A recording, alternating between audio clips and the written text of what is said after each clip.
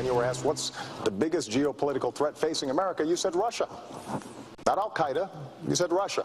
In the 1980s are now calling to ask for their foreign policy back because, the Cold War's been over for 20 years. Russia, I indicated, is a geopolitical foe. Not a, Number one, excuse me, it's a geopolitical foe. And I said in the same paragraph, I said, and Iran is the greatest national security threat we face. Russia does continue to battle us in the UN time and time again. I have clear eyes on this. I'm not going to wear rose-colored glasses when it comes to Russia or Mr. Putin. All right, there you go, folks. And who could forget that back during the, I think it was October 22nd, 2012, presidential debate. And boy, was Mitt Romney right. And joining us now to talk about that is former New Hampshire Governor John Sununu, also, of course, former Chief of Staff to President George H.W. Bush, and was a surrogate for Mitt Romney during the 2012 campaign. Governor, great to talk to you, sir. It's nice to be on. It's nice to have people understanding the reality of the difference between the two candidates again. Romney was right, and Obama again and again and again has been wrong. Yeah, absolutely. And, I could play you sound bites now, which we don't have to play because we both know it, how Romney was mocked. And, of course, that was the theme of the whole campaign.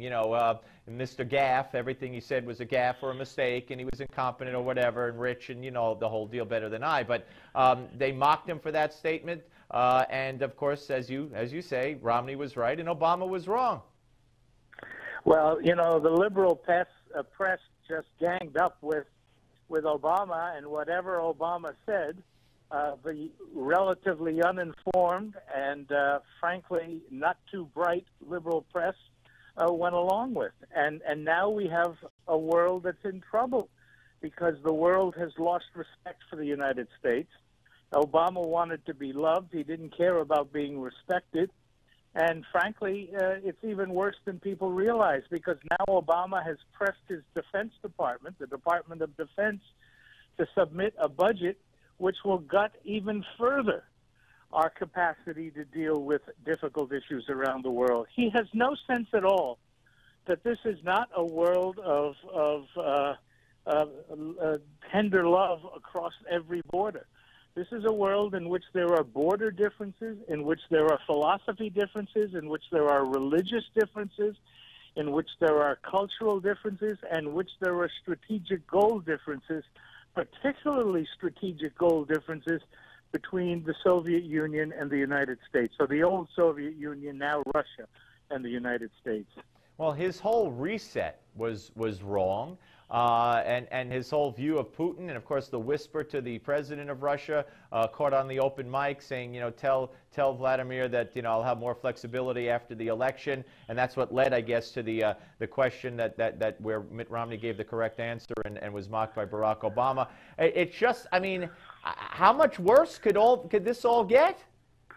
Well, you don't have to go much further back to remember that Sarah Palin was right when she suggested people should worry that at some time in the future the Soviet Union might send troops into the Ukraine, and they have sent troops into the Crimean area of the Ukraine now. It is a naivete of the overeducated ignorant in the United States. But we have an overeducated, ignorant, smarmy kind of people who think they know more than anyone else, and therefore they don't have to pay attention to reality. But they don't know squat.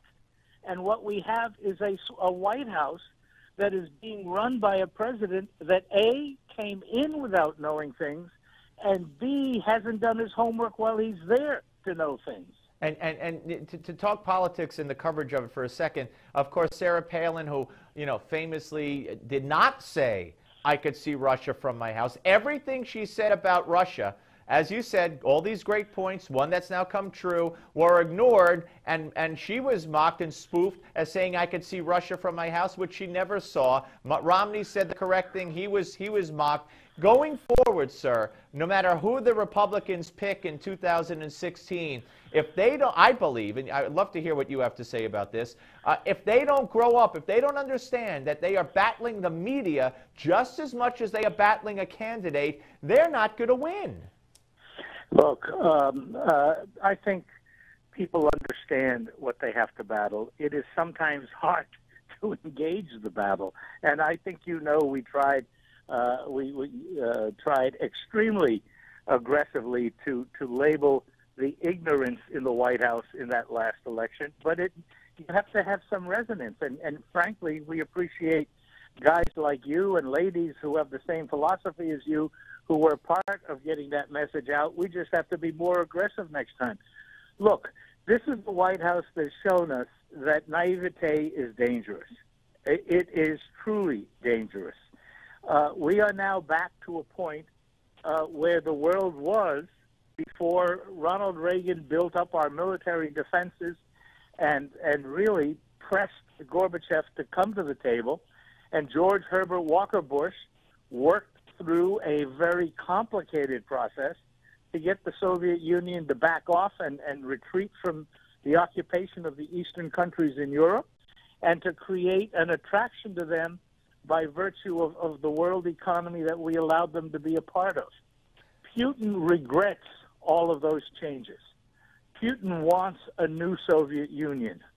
He wants to start amalgamating some of the pieces that left Russia a long time ago. And now we have to understand that he will only respect a strong United States, strong militarily and strong economically. And we have a president that has gutted us in both places. We have been gutted on our defense budget, and we have been gutted in terms of growth. We have had no growth, really, since he became president. Is it all naivete on his part, or do you believe when you look around the world and you look at what he's done to, who now is in control in places like Libya, who was in control in Egypt, the Muslim Brotherhood, until the army, thank goodness, kicked them out and basically made them an illegal entity. How he's treating Benjamin Netanyahu in Israel. There's a consistency. Whether, I'm sure there's a lot of naivete on certain aspects, but it seems like, nobody is this stupid. There's a method to the naivete, maybe, instead of a method to the madness. Well, look, it is all designed to unwind our spending obligations on defense and national security, to allow him to funnel those resources to his domestic agenda. And that's what he's doing. And yes, there is some method to his naivete, but beyond that, there is real naivete behind his naivete. He doesn't understand how dangerous it is to be so clever. Yeah, no, that's very true. As you look at the landscape here now, and we understand very quickly, Governor, that there may be another delay in the Obamacare, where employers would get another year, certainly past the 2014 elections here in November, possibly towards the 2016 mark, so that people won't be getting the cancellation notices to the tune of 70, 80 million right before the election. Would this surprise you if he pulls this off? No, he's going to do that. But look, we have to get a concerted message out there to the people that are really getting screwed by Obamacare, even more than the ones we hear about. And it's the following message: that the Democrats, led by President Obama, deliberately designed a piece of legislation to, in essence, take money out of the pockets of everybody under 35. It was deliberately designed to scam them so that they would have to buy insurance and pay for health care for old goats like me.